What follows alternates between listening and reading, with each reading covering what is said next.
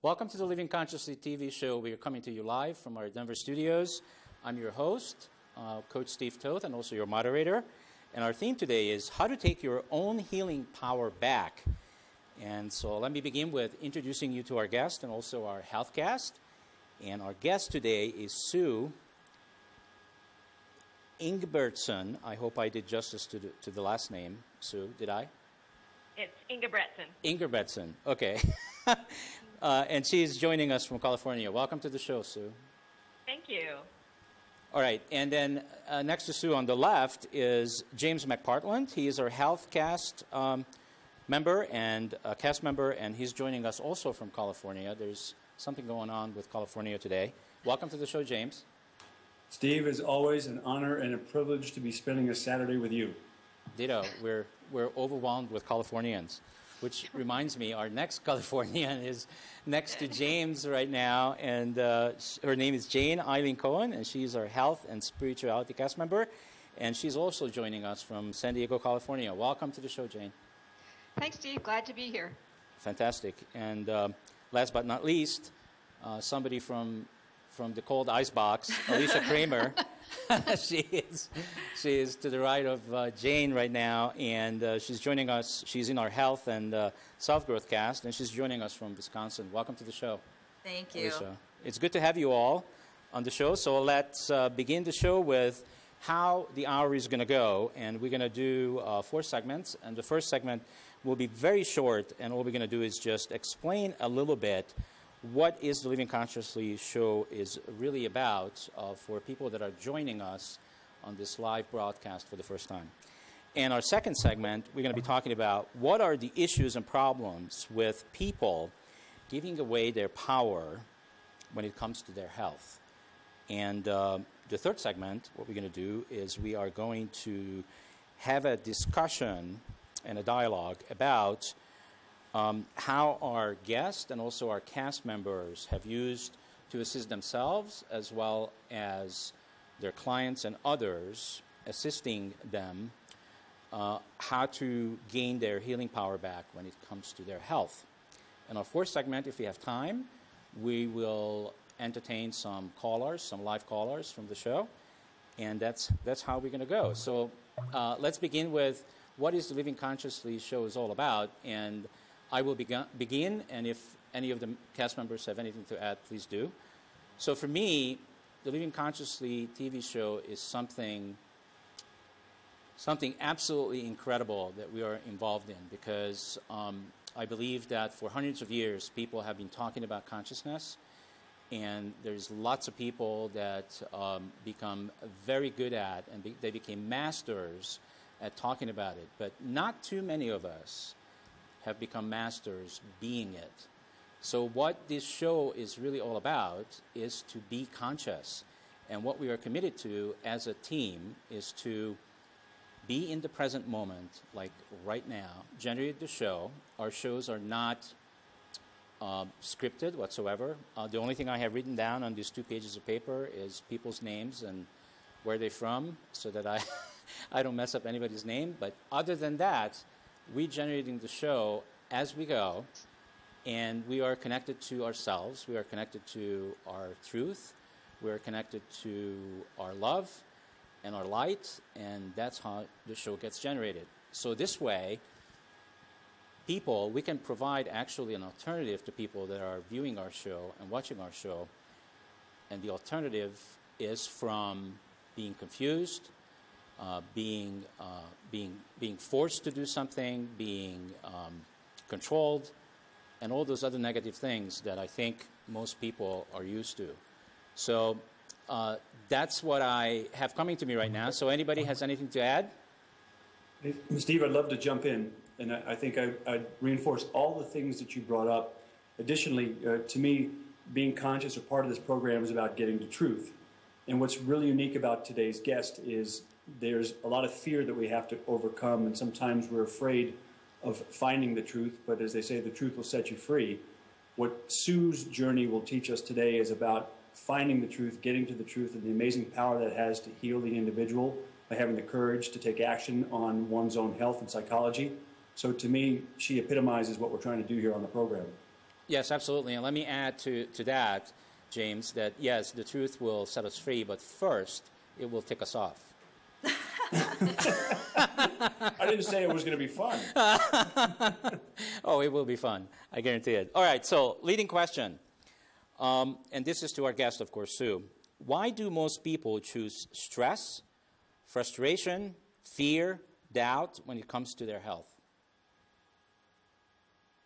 I think that's a great question, and I believe that's the case because there's comfort in what you know. That's all they know.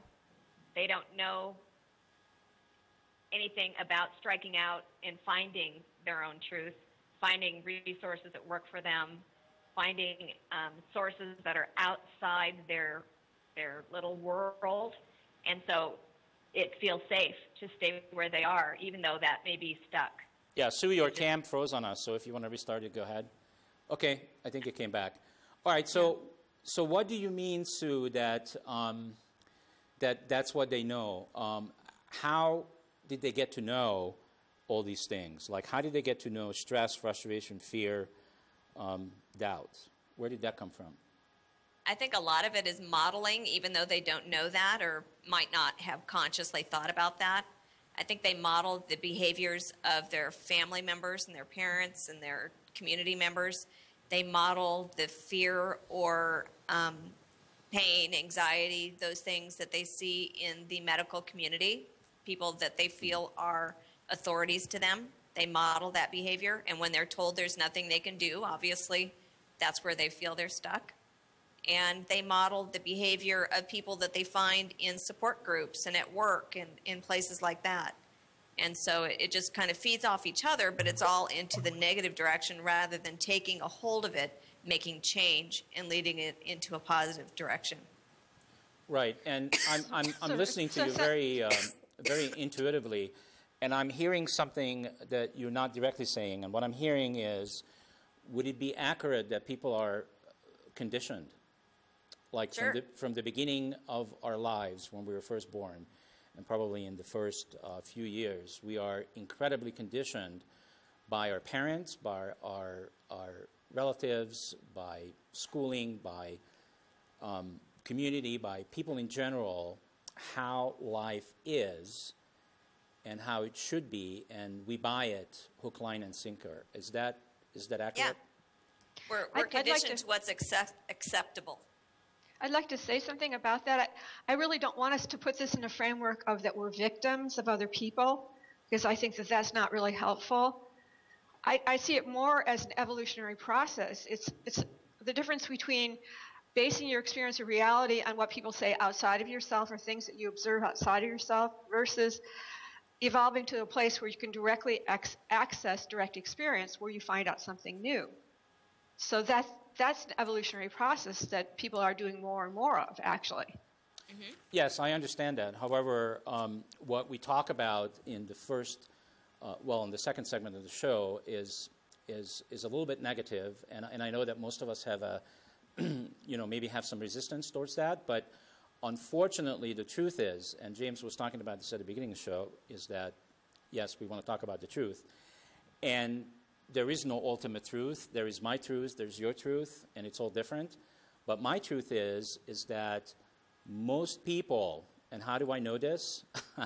Most people respond to the negativity first, then to the positivity. Why is that? Does anybody know? Well, Steve, I think, let me jump in. We're surrounded by negativity. Negativity is what sells newspapers. Negativity is what keeps TV broadcasts on the air. Some people say CNN is constantly negative news. We're a world that likes a train wreck. But we also like a comeback story. And I think what comes out of what you're trying to bring to us, and I think what Sue's story illustrates, is that we have the power of choice, and or put another way, because I think what your program does is intend to equip people, give people tools to take action. What I learned from spending time understanding Sue is she learned to ask herself a different question. As opposed to saying, why me? Her question was, what can I do? What can I find out? What can I learn? How can I solve this?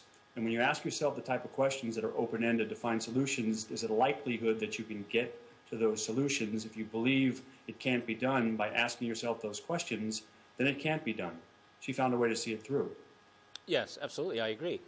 And the only reason I'm bringing this up, so our show, if 99% of people out there would be, well, let's just say this, if only 50% of the people out there would be positive most of the time, we wouldn't even need to have a show like this. But unfortunately, the truth is that 99+% of people will respond to negativity first. And that's why we play off of that right now in the first segment of the show. So talking about truth, as I'm looking at all of you, all four of you, you all look awesome. The only one on this broadcast that's overweight is me. I'm probably 30, 40 pounds overweight. Okay, so I invite you to challenge me, because that's what we're talking about, right? We're talking. I'll challenge you. I think it's 50. Please do. Okay. whatever the number is. Well, you've lost weight, haven't you? Yes, I have. But I'm still not where I'd like to be. My ultimate weight goal is 170. But and I know how good I feel when I'm 170, because like 10 years ago I was there, and I can still remember how good that felt. And so again, I want to challenge all four of you right now, since I think I'm really probably a good guinea pig right now for the show, and people will get a lot out of it. So go for it. So Steve, what's your particular question? What is it that's holding you back? What's the negative voices? Well, it's not my question. I want you to ask me the questions for a minute. All right, so let me jump in first, followed by, didn't mean to cut you off, Jane. So my experience from this perspective, the health side, wellness side, exercise side, is there are competing voices likely in your head. Perhaps there is an identity you have that I'm a large person, that this is just how it's supposed to be. I don't have time for this. I don't have time for that. I've got to get this business off the ground. I'll make time for it later. Good intentions are there, but there's some pre-programming that goes on. It's almost like elevator music. No matter what you're singing in the elevator, the background music will always override you for the rest of the day.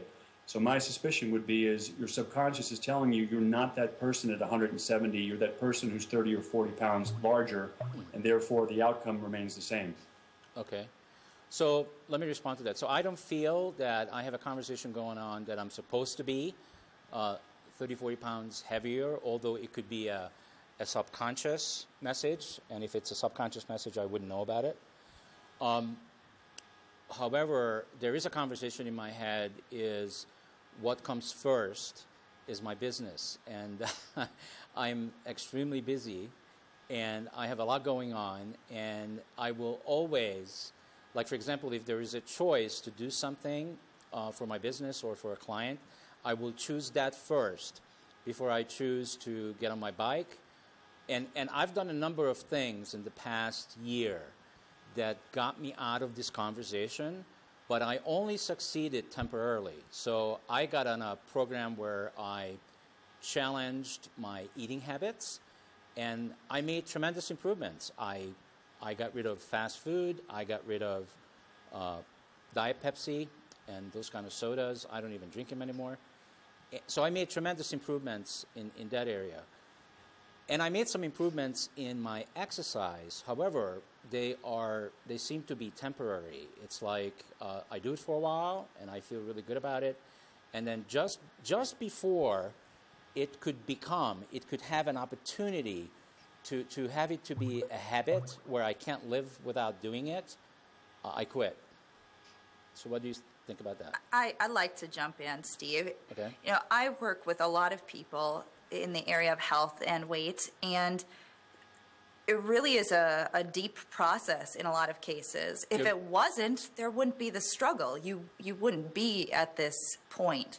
Mm-hmm. When people get to that point where they've tried to diet, they've tried to lose weight, and they're finding themselves sabotaging themselves, it's usually not just one subconscious belief that's creating it. It's often a whole gamut of different emotional challenges that are left unresolved, or beliefs that you have not addressed. And that can stem from so many different aspects of our lives and, you know, social conditioning. What types of food are you eating? I mean, if we talk just for a moment about how we get into this predicament to begin with, we look at the quality of our food, which is, you know, genetically modified, affecting our, you know, our physiology in negative ways, affecting our thinking, our ability to be in an empowered state. We've got terrible water that we're drinking, full of chemicals, that is also affecting our ability to think clearly and make decisions from a place of our inner power. And those are just the things that we're consuming, not talking about all of the other challenges that we face, like the pressure to do a good job and to put on a good show and to make money and support ourselves, and all of those things as well. Yeah, I agree. So I also believe that, and obviously we're doing this dialogue for the benefit of our viewers. So I also believe that it isn't just about health. So if somebody like myself or anybody else that's watching right now, and the reason I'm saying this is because the foundation of our show is really the 7 areas of life. So it's about health, it's about relationships, it's about our careers, it's about self-growth, it's about environment, it's about spirituality, it's about all those things. So anytime, I believe that any one of those 7 areas we're out, more than one, it could be more than one, that we're not in integrity, or I don't know what other best word I could use, but not satisfied. Let's say on a scale to 10, if we're satisfied less than 5, which I am with my weight and with my health, then it isn't just affecting our health, it's affecting a lot of other things, a lot of other areas. What do you think about that? Absolutely. Absolutely. Well, the question is what comes first? You could say, from my perspective, any one of the areas, of the pillar areas that you talk about, if it's off kilter or not working well, I would say always there is some emotional component, and usually on a deep unconscious level, of what I would call limiting decisions made in early childhood that causes you to close the channel for what really matters to you and opt in for substitutes that are addictions, basically. Foods that are unhealthy or behavior that is unhealthy that gives you a momentary high to substitute for what you really want. And to me, that's the basis of just about anything that's not working well. If you're experiencing life not working, that's okay. The reason. Okay, so again, I'm trying to read between the lines what you're saying. So are you saying, Jane, that when we are disconnected from ourselves, and that means we're not living in the present, we are creating and generating our present moment from the past or from the future, and if that's the case, then we are not being conscious, we are not being in our love energy. So therefore, we can't possibly love ourselves and make choices that are in the best interest of who we are, can we? No, we can't. I agree. And so obviously, you know, just because I'm doing this show and I'm the executive producer, this does not mean that I am conscious 100% of the time. It's an ongoing process that we are all working on. So I go in and out of this, okay? And then there are people, and then I used to be one of those people where I wasn't going in and out. I was just out. Period. There That's is the difference between a person who's awake and a person who's not awake. Yes, absolutely. So when we're completely disconnected, and again, I want to get James and Sue back into the conversation because they're being very quiet. So, and the way I want to get them back into the conversation is, okay, so if we see the world the way we see the world, okay, and we don't allow us to feel what we're feeling, okay, so we're disconnected, and then we say something about what we're experiencing to somebody. Let's say we make a promise to somebody to do something, and then we, of course, not going to do it. So based on what we see in the world, what we don't allow us to feel, and what we say, and what we do, those 4 things are completely disconnected. We are disconnected. So that means our systems have a great chance of breaking down. Is that accurate? So let me jump in because you asked us to pull it in. I'm going to then pull Sue in by default. So I think all this I find I'm congruent with that line of thinking. I would pull it back one step and suggest, because you described that work comes before everything else. Mm-hmm. I would suggest you have an association that it's either or, that I can't exercise because. And there's an opportunity to change that association. Say, if I exercise and take better care of myself, I can do a better job as a producer, as a host, as a business person, as a professional. And those are the associations and the thought patterns that we allow to run through our mind. If you, and I'm going to flip this over to Sue, because I think what's really interesting about her story and associations was she was in the state where perhaps her days were numbered, where she took back control of her health, some choices. Sue, you're probably as prepared or have as much personal history in this regard as anybody. Give us some guidance here. For me, it was a bigger picture of being, so terribly ill that I, could barely move. And I didn't know. So you talking about getting to the negative and thinking about, conditioning and all of these things, I explained to you what I believed I was thinking at the time, but I had no idea. I had no idea that's what it was. I just thought that I was doing what the world told me to do. My doctors told me I couldn't get well. My family said you can't get well. My family said, we're all sick and we all have all these, similar conditions, so you will too. So it was, for me, a great shift to step away and say, but wait a minute, what can I learn? What can I change? And then as I started those changes, small changes, and made huge differences in my health, all of a sudden I had an experience that gave me the catalyst to keep going in that direction.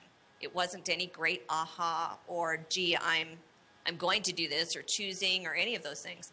It was the small steps that made big changes that said, oh, I can step away from who I thought I was into who I want to be. But you did make you did make a commitment, though, to yourself.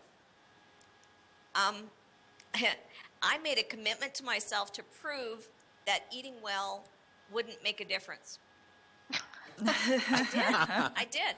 Wow. I'm stubborn. I'm a stubborn Norwegian. I made a commitment to say that eating well and exercise doesn't work, because I had read that it does.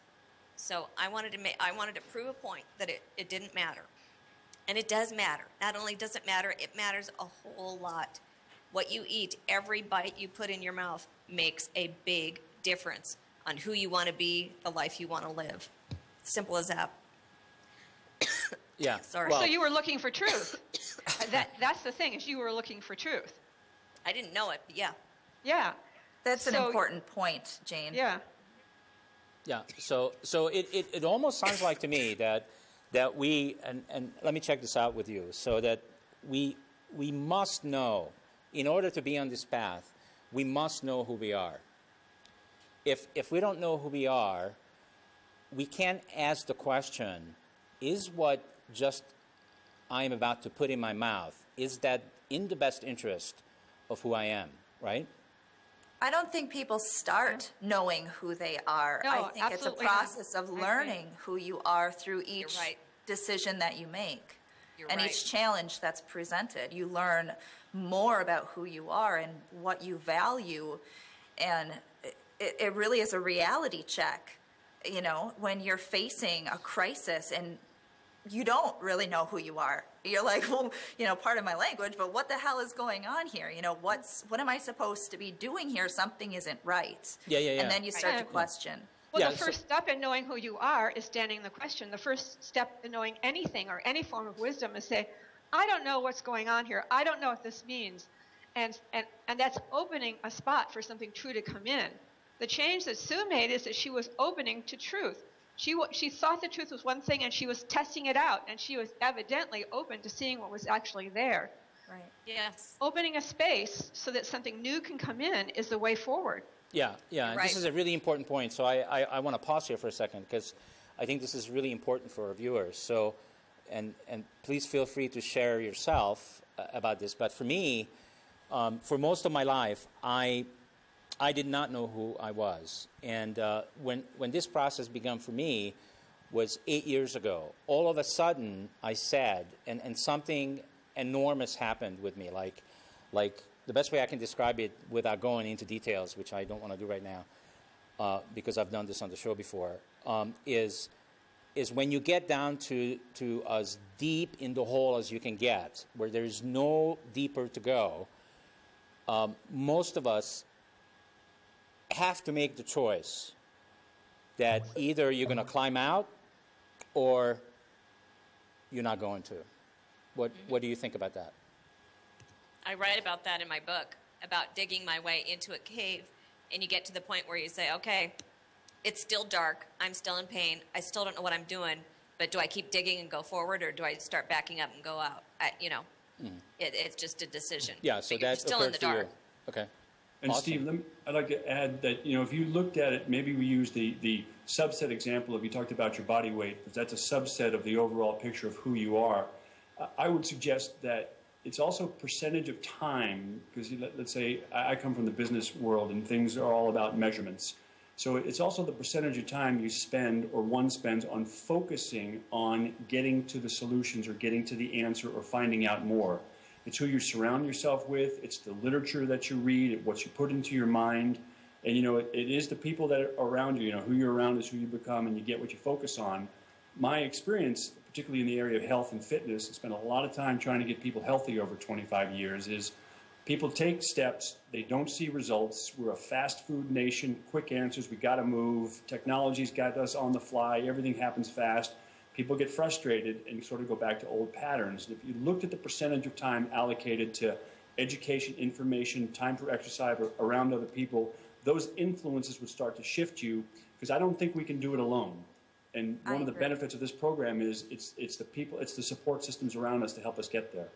Yeah. I think that's great. James, what you were saying about, what we put into our minds and who we surround ourselves with is such a critical part of this, because we are a product of our environment, and we're taking kind of two things in a sense. We're taking food into our bodies. Is that quality or is it crap? And we're taking things, into our mind. Is it quality or is it crap? And if you want to change, you have to change the way that you think about yourself. Like you said, you become what you think about most of the time, and that's such a universal truth. What are you focusing on? Are you focusing on, I'm 30 pounds overweight, what is wrong with me, I'm not good enough? Or are you focusing on, I'm becoming this healthy, conscious person, I'm changing my life, I'm becoming more and more empowered every day? Makes a huge difference in what you're creating, what you're manifesting in your life and in your body. Okay, well, look at who I am surrounding myself with. Can you think of a and this is just part of the cast, and I'm not even talking about all the other people I'm surrounding myself with. I surround myself with the best possible people. So this is going to have to turn out for me sooner or later. Hopefully, hopefully sooner. If not, we become you, Steve. There's an option. My question, though, is who are you going to drop? Who are you surrounded with now? I'm sorry, that you need to drop. I'm sorry. Trust me, she's healthy. No problem. This is a reality. This is a reality show. Feel free to cough. Feel free to do whatever you need to do. Someone get her some water. Put the cigarette out. Yeah. When we're surrounded by people who support us, that's great. But many of us don't recognize the ones who are not supporting us, and we need to drop them. A lot of us don't see that. Yes. And I have a tremendous experience with that consistently, because my experience is either people like me and like what I do and want to know more and are curious, or they can't stand me and they leave. Now, I'm going to put another layer on that, and that is I know about a tendency that I have had in the past where I would drag somebody on with me for a while, with the hope, and I know a lot of women do this in relationships, and I'm a male, but I have this tendency to bring people with me with the hope that they will change, okay? And this is something I'm still working on, because what's the difficult part for me is I know that this person is not up to what I'm up to, but I like them, and I don't want my life without them. But it's coming to the point now, I am at a really critical place, I think, where it isn't acceptable for me anymore. If there's somebody around me that's pulling me down and not bringing me up, I need to say no to that person. I get that. Well, there's two approaches to that. One approach is what you've said. The other approach is obviously there's some trigger in you that's being triggered by that person. So you can use it as a transformational opportunity as well. So if there's something about that person that is hooking into something disempowered in you, or something which you don't have boundaries, or whatever it is, or maybe it's something about not liking yourself, it's like a red flag, or it brings up, this is where you can focus in on what the issue is in you that's being brought up by that person and work on that. So it's not really about the other person ever. And Steve, I also suggest that, in the game of life, and you know this, and perhaps while you're associated with all of us, there's also the business dynamic, and you're trying to raise the game for all of us. It's a different question of, would you help me? And it's a sign of strength to ask for help. And there is a tendency, particularly in leadership, and I've seen it myself, of business people trying to pull people up to raise their game. And that's almost impossible unless somebody's decided they want to do it and they've asked for help.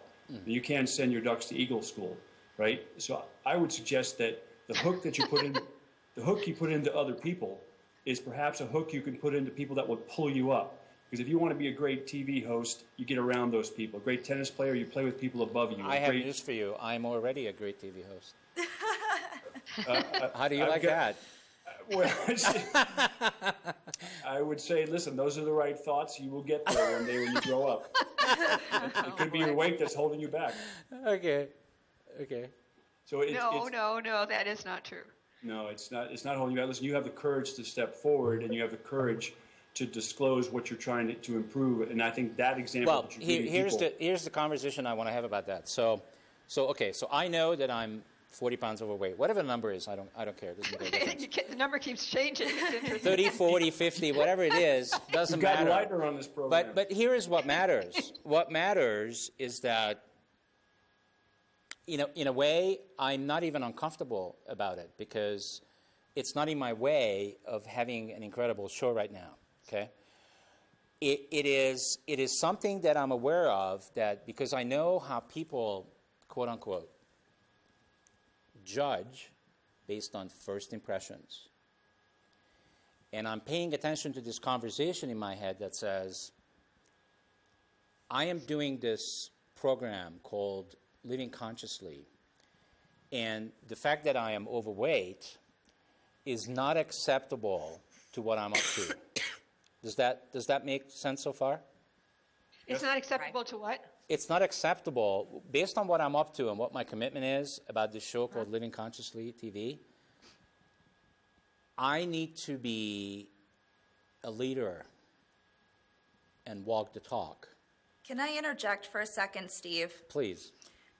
I love what you're saying, except that... Thank you for not saying but. That it's not being entirely congruent with the message, which is do what is right and best for you. That's what being conscious is really about, versus what are the stereotypes that you're trying to fit right now? Do you want to lose weight for you, or do you want to lose weight so that on a superficial level you feel like you're fulfilling your role? Well, it's both. It's both, because you see, I know that people judge. I mean, that's just reality. And so when this show goes out to the masses, people are going, they're having conversation about what they're seeing. Okay, I want to say something about this. Please because it's something that I struggle with myself. So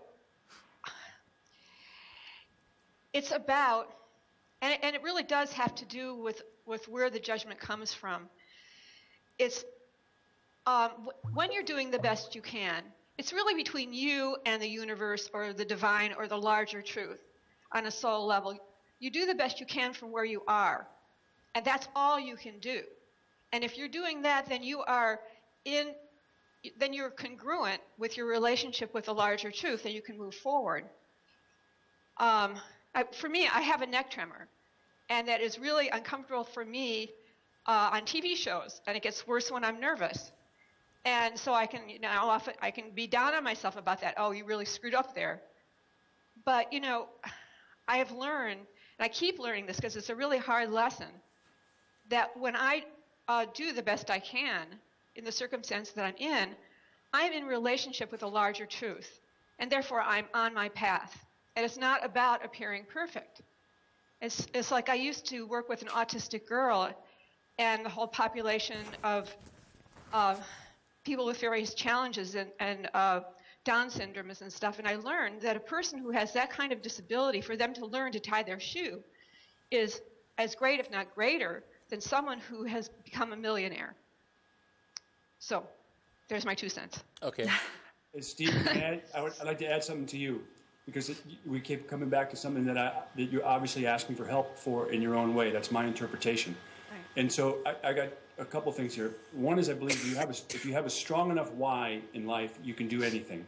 If your reason to do it was strong enough, if your internal belief in yourself of what that meant to you was strong enough, you'd find a way. We always can figure out the hows. If you know what you want and why you want it, the right people can help you figure out the hows.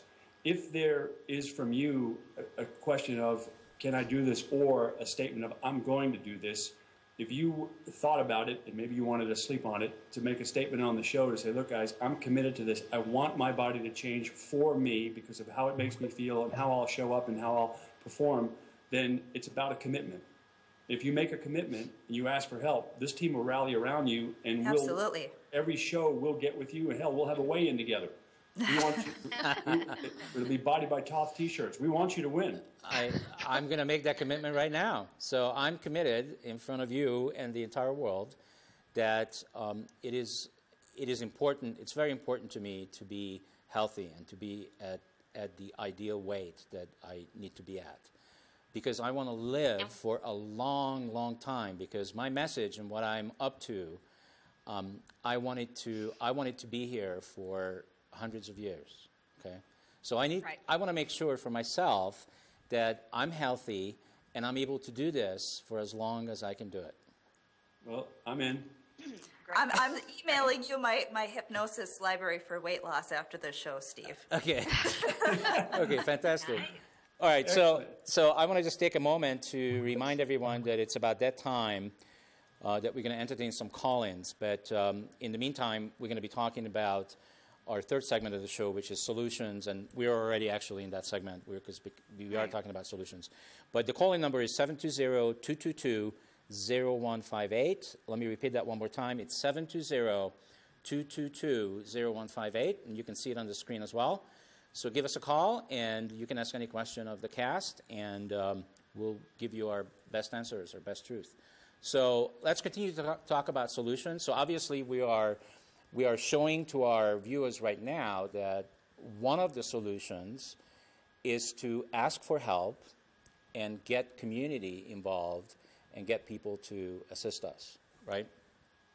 What other modalities and tools you guys have used? I can add to that. Go ahead. So it's twofold. Asking for help can go beyond asking for help in community, although I agree that that's extremely important. I think allowing yourself to open up to a larger divine reality is taking that a step further. Whereas where you're standing on right now is in a limited perspective, and opening it up to a larger frame of reference, even beyond other human beings, is opening up for information that you don't already know. So that's one important avenue. And the other avenue, which I think that we've touched on a bit before, is if you're holding on to weight, there are what I call limiting decisions underneath it that are causing causing you to hang on to it, such as self-esteem issues or issues about power or anger, or it could be any number of things would have to be probed. And those are holding that in place. And when you clear them, there will no longer be a reason to hold on onto the weight. And I found that over and over and over again. It's not impossible. It's not that difficult, really. It does take a certain amount of unconscious cooperation that has to do with hypnosis. So, I mean, that's the timeline process that I use with people very successfully for weight issues and just about anything else. Fantastic. Anybody else would like to share any of the modalities or tools that they have in their toolbox? Steve, I believe that keeping it simple. Sorry, I don't know. I cut off. Let me just go complete. Is think about it is everything is a checkup from the neck up. Is what are you allowing into your mind and what are you putting into your mouth? Because for the most part, as it comes to food, there's a lot to learn. But I will tell you from a simple perspective, and we all need simple things to go on because life is very complicated. Most of us know before we put something in our mouth, if we stop, if it's good or bad for us. And it's normally after about, it varies for the individual, between 45 and 90 seconds between bites of food or between filling plates where we can actually get satiated. We could have had enough to eat if we allow ourselves a few moments and not rush through meals because we're always in a hurry. So I think it's information on type of food, quality of food, frequency of food, measuring your exercise. As I say, it's big about measurement. Getting people to give you the tools, but keep it as simple as you can because life's pretty complicated. Yeah, I'd like to, well, and I know Sue is going to say something. I just wanted to add to that, especially when it comes to the way that our own mind either works for us or against us, is a lot of people set these very unrealistic expectations upon themselves and set themselves up for failure before they even start. You know, if you're making this commitment to yourself that you know deep down inside is just too big of a jump from where you are, you really have to get honest with yourself and say, you know, what am I able to do? What do I believe I can do? And you get there, and when you get there, then you'll see further. Then you take it to the next step. But virtually, I mean, you hear all these people that have been on every diet imaginable, and yet why? You know, why do they cycle through all of these different diets and different programs? It's because they haven't been successful on any of them, and oftentimes it's because they have not been honest with themselves. Either it wasn't the right type of program for them, or their goals were completely unrealistic. Great point. Okay, what about well, it's $1 billion industry, and it continues to make money hand over fist. And that industry, I believe, it's only selling. It's not selling the real solution. It's selling the hope, and that people are buying, and it is treating the symptom and doesn't really treat the core issue, why people are in the situation they are in. What do you think? That's exactly what I wanted to bring up, that we're talking about weight, we're talking about a number, and we're talking about food. These are all symptoms, and we're not. I know that we all know that. The root cause is something far deeper than the actual topic of weight. And the root causes are what we need to make changes to how we think, what we think is possible for us, who we surround ourselves with, what we're doing with ourselves each and every day. And that desire to make change, to see change happen, and to say why you want it. Why do you want to change? Do I want change because, for me, I had a doctor tell me that it was, I was walking with a cane and I was going to need a wheelchair. I didn't want that. That was a pretty big motivator for me. I didn't want that. So what's your motivator? What change do you want to see, and why do you want to see that? Because, of course, the weight is just a symptom. Right. Hey, Steve, look at it differently. You ever thought about it might not be a weight issue. Maybe it's a height problem. Maybe you're just short for your weight. I want to fix for that. Okay. Okay, well, 6'6" will be different. I'll get on the stretcher then. Okay. Okay, fantastic.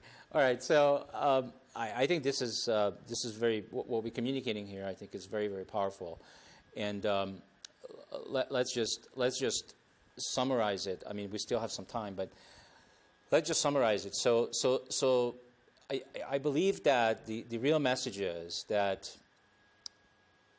this isn't easy. Would you agree? Yeah. So let's agree not with that. lie. Yeah. Let's not lie to the public like a lot of other industries lie to sell something. That, yeah, you can buy this program for whatever, you can sign up for this for whatever, and it will be easy. It's not easy.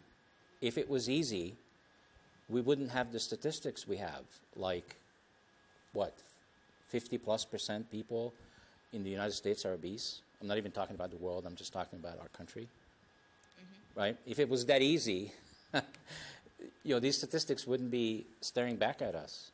It's The like, important point, though, is that it doesn't have to be as hard as we make it either. Because when we set ourselves up with the right systems, the right support system, it becomes much, much, much easier. And if we reframe our beliefs and our way of going about making these changes in our lives in such a way that it feels really empowering and really good, it actually uplifts us and it feels incredible. So you just have to get through that initial push, and that's really probably the hardest part. If you're doing the right things and you're surrounding yourself with the right stimulus, the right people, it can feel incredible because it's very liberating. okay, so Alicia, I want to challenge you about something. So, Okay. So what do you think makes somebody to pick up the phone and dial your number and ask for help and willing to pay whatever you're charging for your services to have them change their lives? What does it take? Well, it is different for everyone, and oftentimes it's whatever an individual's personal rock bottom might be. Yeah. And it's a very deep term to say rock bottom because each person has different values, different beliefs. For one person, gaining 5 pounds is their rock bottom, okay? For another people, it might be 100 or 200 pounds. That's just using weight as a reference. But it's when you don't feel good about yourself and it is at a point where it's no longer acceptable to you.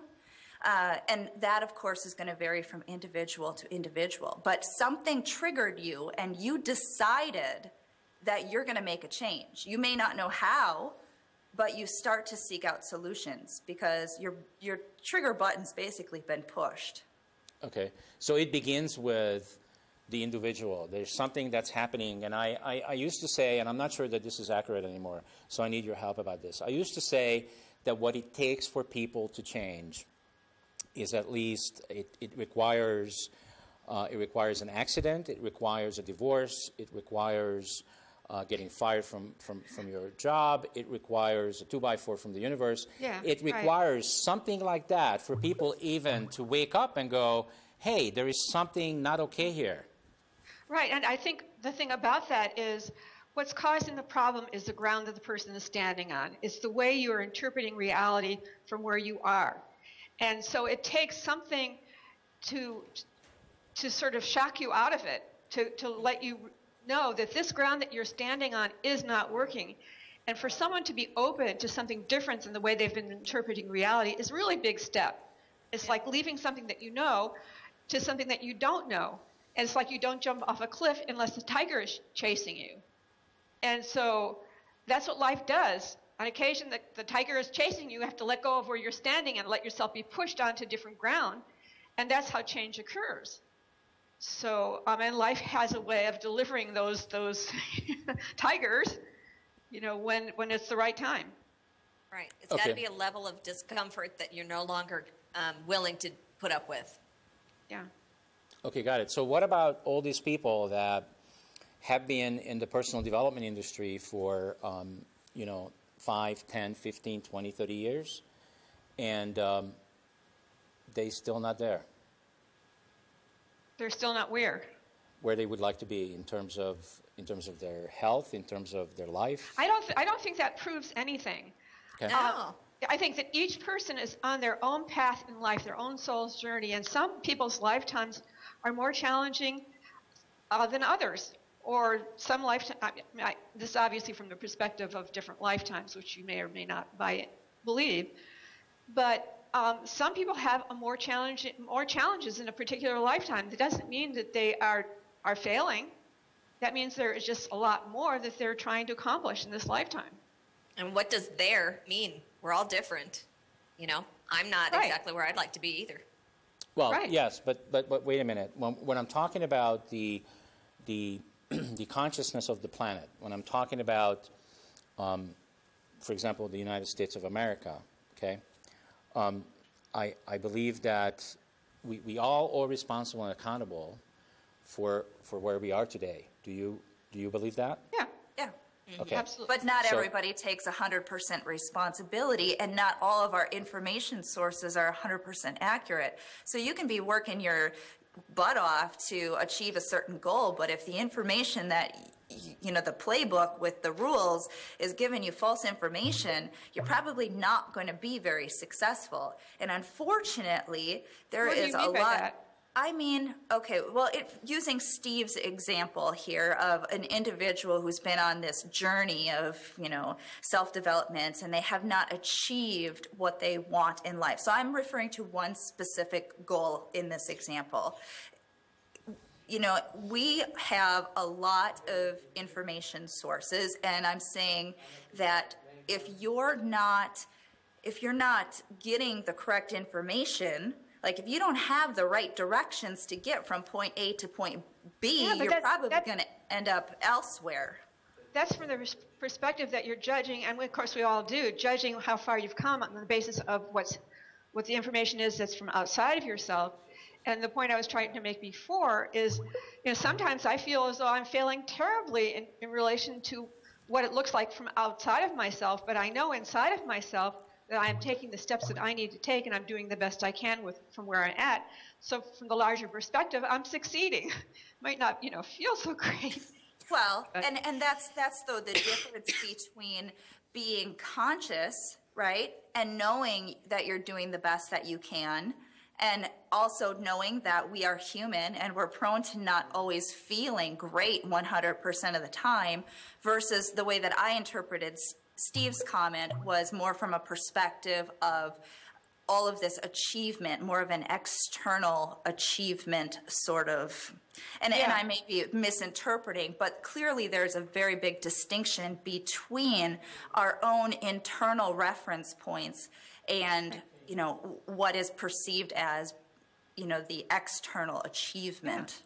And I actually think Steve is a great example of this, because I'm always moved by Steve, because I experience him as making progress, great progress in his life, just in the short time that I've known him. Maybe it's been less than a year now.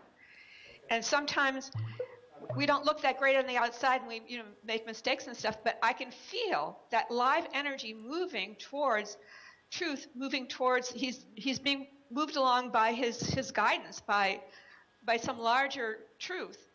And that to me is just outstanding. And the other stuff, you know, you don't sweat the small stuff because it's not that important. You know, it's just part of the process of getting clearer, more and more on track with what's really true for you, and allowing yourself to be moved forward. And it doesn't matter if you're not looking perfect on the outside. Steve, I'd like to add to, if I may. And, you know, I think what's important from a group here is that we put some picks and shovels in the hands of the people that are tuned in, so that they can take what they've learned here and do something that helps them in their life. I think a lot of this boils down to expectations and clarity. If someone says, I want to lose weight, that's pretty vague. If someone says, I want to make more money, that's pretty vague. I think it's important for us to set our criteria of how you measure success. And in the case of weight loss, and we're just using that as one example, then what's the criteria for success? If by the end of the week I've lost 8 pounds, do I let that be success and get a small series of victories and build momentum on that success? Because as Alicia was saying, it gives me energy, and it helps that flywheel move. It gives us inertia to move forward. So I think it's being really clear on how we measure success in whatever category we're going after, because if you can't manage something that you can't measure, and it becomes very frustrating because it becomes amorphous and people aren't really sure where they're going, but they're sure they're not there. And no matter what you read, unless you know what you're going after and you know where the destination is, any map will get you there if you don't know where you're going. Right. Okay. Well, this has been a fantastic dialogue. I think we're at a point where this is all the time that we really have for today, and I could talk to you about this for hours more, but we only get to do that next week. And so I want to give many thanks to all of our viewers, as well as our guest Sue and our entire HealthCast, as well as the crew behind the glass. And don't forget to interact with us on our website at livingconsciously.tv. You can also join our membership site there and get access to us behind the scenes. And make sure that you watch our video once it's published, as well as vote. The more you vote, the more our shows are being played on channel 56, 57, and 219. Thank you all. I love you all. It's been a fantastic experience. Go, Steve. Thank you.